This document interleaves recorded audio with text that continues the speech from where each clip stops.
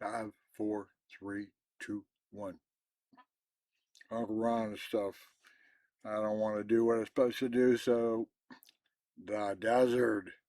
Oh, I've been to the desert with the horse, on a horse with no name, and it felt good to be out of the rain.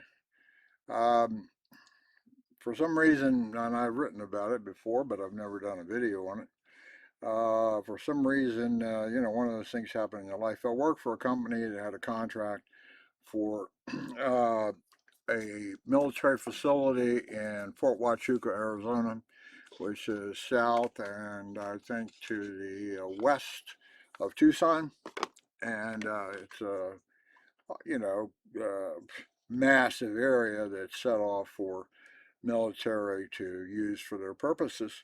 And I wound up, I got out there 3 or 4 times for probably a month or 2 weeks each time, at least maybe 2 times for a month or more. And I lived in hotels and also lived in a rental trailer with another guy.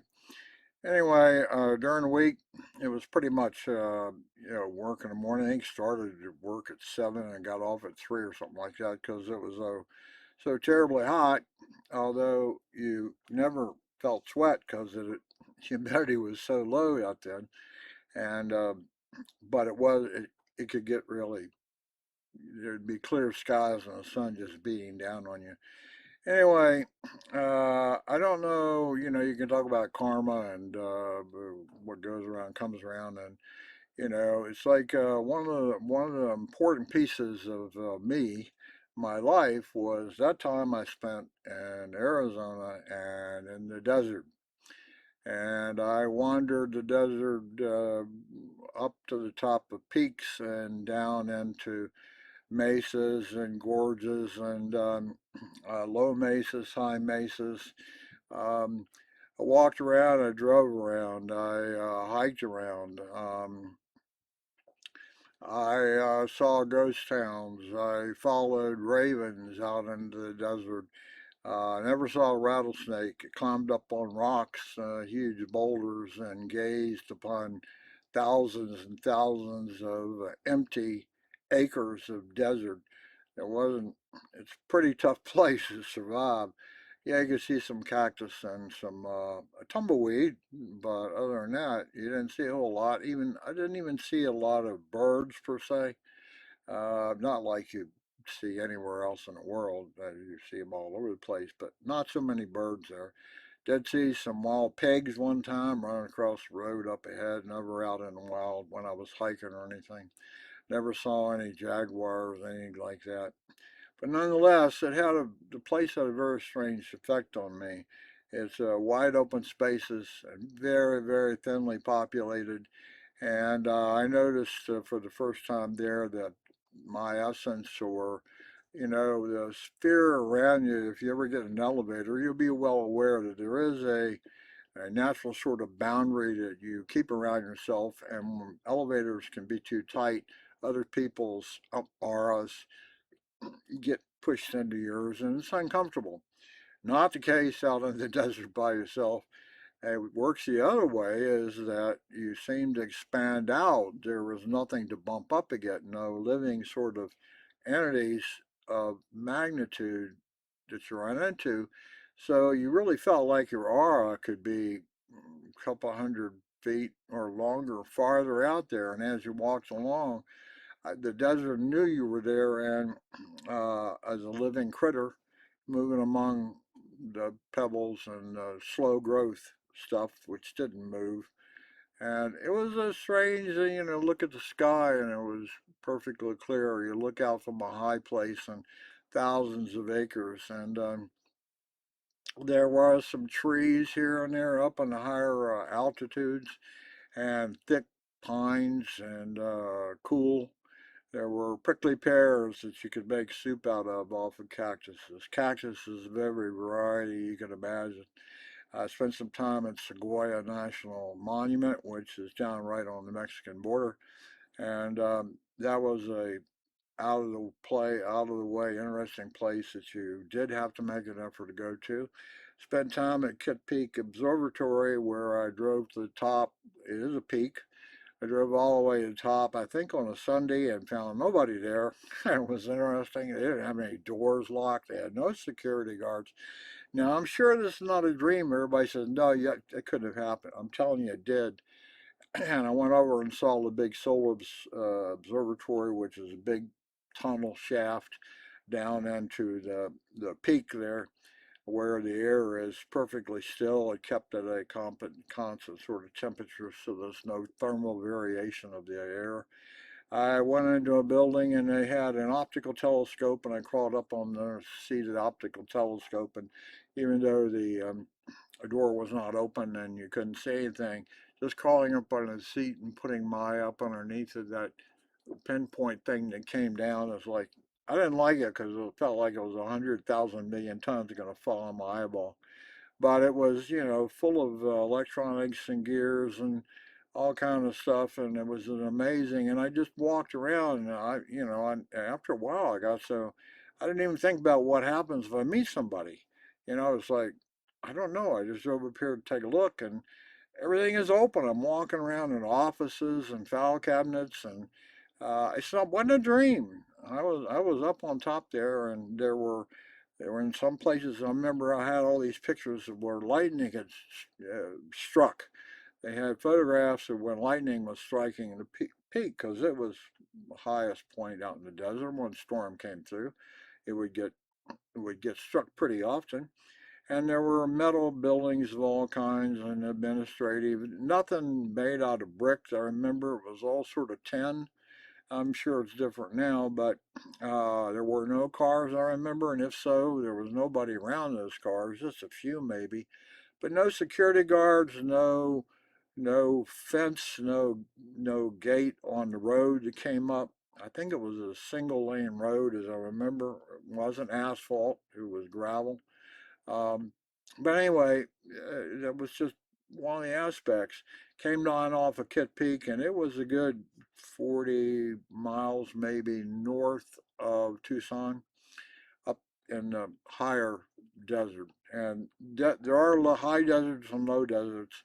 As you start moving to the north out of Arizona, you move up into the high desert, which can be 7,000 feet in altitude, and the desert sort of goes away and it becomes more treed and a lot cooler. Can get really freezing in the wintertime. That's the high desert. I liked it up there a lot. It was more moderate in the summertime, but very cold in the wintertime. But very treed, and it was pristine forests. But down in the low deserts, and I had read a book about Carlos Castaneda and Don Juan. I forgot what it was, a Yaqui Way of Knowledge. This was a Mexican shaman that was talking to an American writer who he wanted to know about, their cultural tribalism before TV, back in the 20s or 1800s or 1700s, just like the American Indians had their own indigenous culture that relied on hunting and living with nature and so on. Well, the shamans in Mexico knew a lot of other things, and he spent time talking to them. So anyway, one of the things was that after enough sessions with Don Juan, after he had gotten comfortable with him and taught him some things, and like running in the desert at night with your eyes closed, how to do that. That was one of the things that he taught him. And to question his ingrained perceptions of things, how you think things have to be. For example, gravity. Everybody strongly rooted in gravity. We all know how gravity works. You don't even think about anything else. If you stand on a peak 10,000 feet up, if you jump off that peak, you're going to die. Gravity's going to pull you down, and that's going to be a squish. Don Juan had him question that whole concept of gravity as being totally ingrained in your reality, in which, if you want to look at stuff today where they're talking about wave functions and multiverses and all sorts of things, some of that makes sense in that the consciousness may be the fabrication or fabric of the space-time upon which we base all these laws and rules. But like in the Matrix, the one was able to manipulate his space and time reality.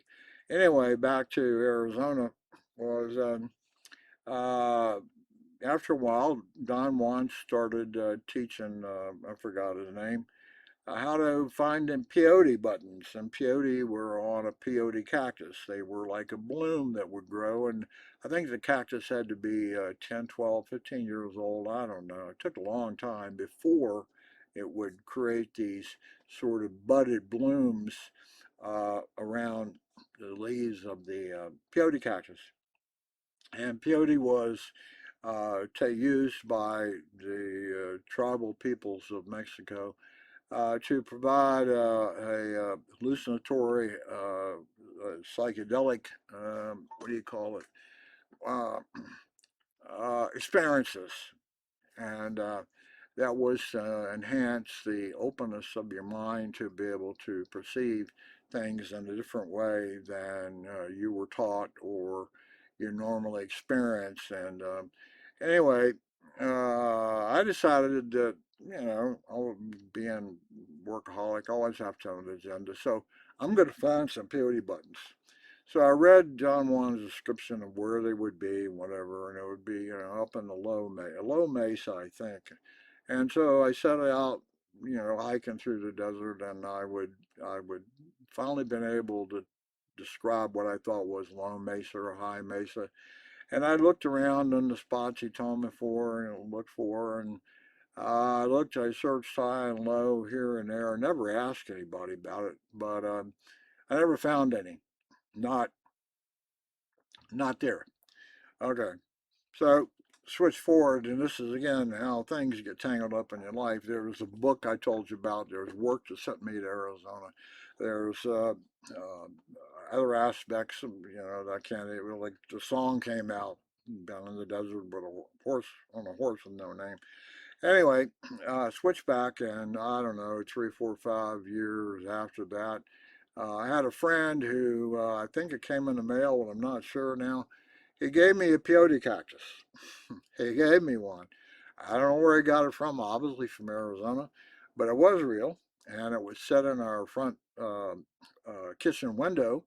And it grew, it thrived. It didn't take a lot of water and it didn't grow real fast, but then that's the nature of the thing. And it eventually started developing some buttons. And here I am, I'm in my home, and the buttons appear there as opposed to where I've been searching all over the desert for the things. Anyway, what was interesting about that was that one day I don't know who it was, I think it was the tobacco and firearms people. I think they showed up.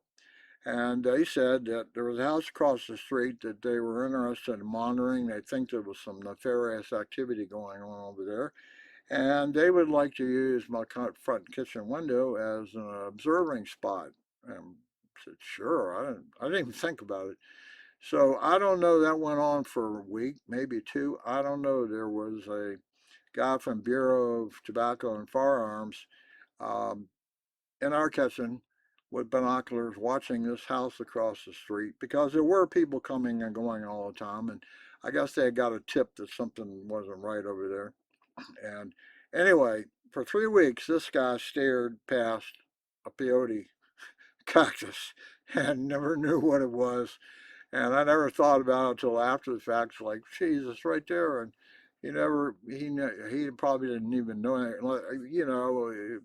Yeah, he might have heard the term and it's an illegal thing, but he never had really seen, maybe he even saw a picture of one, but it didn't stick in his head. He would never see one. It was not something you had to remember because he would never run across it.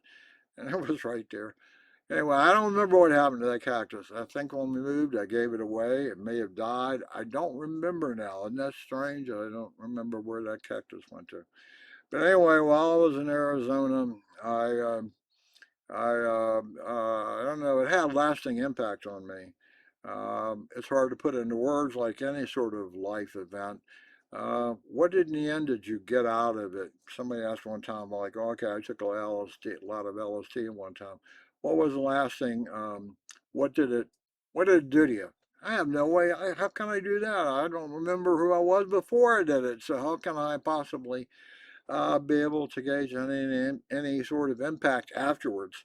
That was the same way with Arizona. I was before, and then I was afterwards, and I can't look back and say, okay, these are definitely things that I got out of my Arizona travels, searches, highs and lows, uh, old abandoned silver mines, old abandoned tin mines. Trails right across the Mexico, right along the Mexico-Arizona border. There would be a little sign saying, "Over there is Mexico," but I would be it. That'd be the border.